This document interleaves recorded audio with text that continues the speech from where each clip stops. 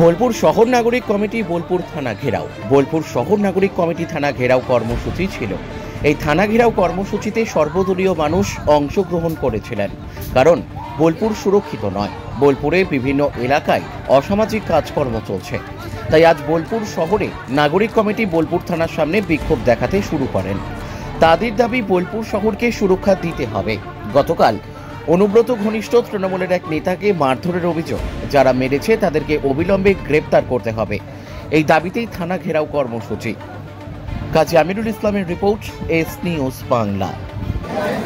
কিছু মানুষ ছোটখাটো ব্যবসা করে, আপনারা জানেন, তাদেরকে হুমকি দিয়ে পুলিশ ঘুষ ছাড়া তাদেরকে ছাড়বে না। তাদের গাড়ি ধরে নিচ্ছে, ট্রাক্টরে 50,000 নিচ্ছে, ডাম্পারে 2 লাখ টাকা করে নিচ্ছে, এবং কিছু যারা ওনাদের সঙ্গে সেটিংয়ে রয়েছে তাদের গাড়ি চলছে রাতে রাতে। আমার কাছে বালি চুরি প্রমাণ আছে, ট্রাক্টরে করে রাতে বালি চুরি হচ্ছে। বিএলআরও সাহেবকে কাছে আমরা অবজেকশন দিয়েছি, বলেছেন বালি তোলার কোনো আমাদের কাছে কোনো নেই, আইন নেই, ওরা বেআইনি করে তুলছে। আমাদেরকে ধরান, আমরা যথাযথ ব্যবস্থা নেব। আমরা বলেছি আপনারা কী ব্যবস্থা নেবেন, পুলিশ তো ঘুষ কিনেছে।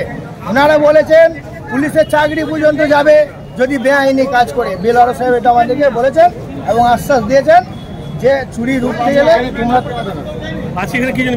বিক্ষোভ আমাদের সাধারণ মানুষ যেন কোনো ডিস্টার্ব না হয়।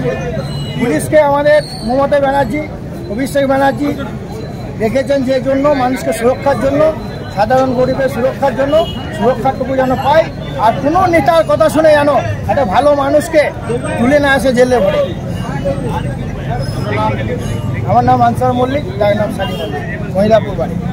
অভিযোগ যেটা সবার আগে ছিল যে আমাদের বোলপুর খুব শান্ত শহর, আর সেই শান্ত শহরকে আজকে বালি মাফিয়ার সাথে যুক্ত হয়ে আইসি সাহেব যেভাবে নির্দোষ লোকেদেরকে আজকে সাজা দিচ্ছে, আজকে অসহায় মানুষদেরকে জেলে দিচ্ছে, কিংবা অসহায় মানুষদেরকে মেরে বর্ধমান পাঠিয়ে দেওয়া হচ্ছে। তাহলে আমরা তার প্রতিবাদ করেছি। নারীদের কোনো সুরক্ষা নেই, সব জায়গাতে চুরিচামারি হচ্ছে, খালি বালি তোলা আর বালি আটকানোটাই বড় কাজ হয়ে দাঁড়িয়েছে থানা। আমরা সেটা চাইছি না। আমরা চাইছি বালির আগে মানুষকে সুরক্ষা দেওয়া হোক, মানুষের পাশে দাঁড়ানো হোক, চুরিচামারি বন্ধ হোক। আজকে প্রত্যেকটা মানুষকে সুরক্ষা দিয়ে, মহিলাদেরকে সুরক্ষা দিয়ে আজকে এই যে মানুষ অসহায় মানুষ আজকে বর্ধমানে পড়ে আছে, আজকে কলকাতা যেতে হতে পারে, তাকে এগুলো বন্ধ নিয়ে অসহায় মানুষদের পাশে দাঁড়িয়ে আজকে আইসি সাহেবের সবথেকে বড় কাজ যেটা আইন সুরক্ষা এবং থানাকে সুরক্ষায় রাখা এবং বোলপুর শহরকে সুরক্ষা দেওয়া, ব্লক শহরদেরকে সুরক্ষা দেওয়া, এটাই আমরা চাইলাম। উনি আমাদেরকে বললেন যে উনি আপ্রাণ চেষ্টা করবেন এবং যাদের যাদের নাম আমরা দিয়েছি সেই নামগুলোকে ধরারও চেষ্টা করবেন এবং সব জায়গাতে সুরক্ষা দেওয়ারও উনি চেষ্টা করবেন। এটা সব বলেছেন, উনি আমাদের কথা দিয়েছেন। আমরা দেখি এবার উনি তাদের পক্ষ থেকে এই প্রতিবাদ আমাদের হলো নাগরিক কমিটি থেকে, বোলপুর শহর নাগরিক। না শোনো, এখানে তৃণমূল যেমন আছে, বিজেপি আছে, সিপিএম আছে, সবাই আছে। তারাই তো শহরের লোক, তারাই তো করবে। তারা ছাড়া আর কারা আছে? আমাদের বিভিন্ন রাজনীতির লোক আছে। সবাই বোলপুর শহরকে বাঁচাতে চাইছে।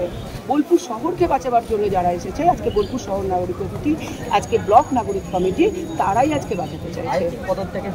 আমরা আইসি পদত্যাগ তখনই চাইছি যখন এই সুরক্ষা তিনি দিতে পারবেন না। উনি তো চেয়ারে এসেছেনই সুরক্ষা দেওয়ার জন্য, তাহলে সেটাই যদি উনি না করেন তাহলে ওনার কাজ কি? তাহলে ওনাকে থাকতে হবে না। এটাই আমরা চাইছি। উনি কথা দিলেন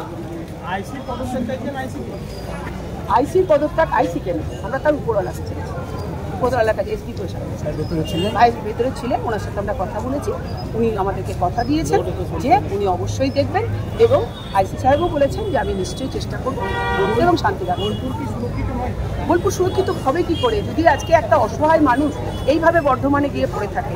আজকে মহিলাদের যদি এইভাবে অত্যাচার করা হয়, আজকে বালির দিকে মন দিয়ে যদি আজকে অন্য দিকগুলোতে মন না থাকে, আজকে যদি চুরিচামারি বাড়তে থাকে, তাহলে কি করে বোলপুর সুরক্ষা হবে? আর বোলপুর এত দামি শহর, বোলপুরে যেখানে বিভিন্ন দেশের, বিভিন্ন রাজ্যের, বিভিন্ন বিশ্বের লোক এখানে থাকে, তাহলে বোলপুরকে তো সুরক্ষা দেওয়া সবার আগে দরকার। আমার নাম তন্দ্রা চ্যাটার্জি, আমি বোলপুর মহিলা টাউন প্রেসিডেন্ট।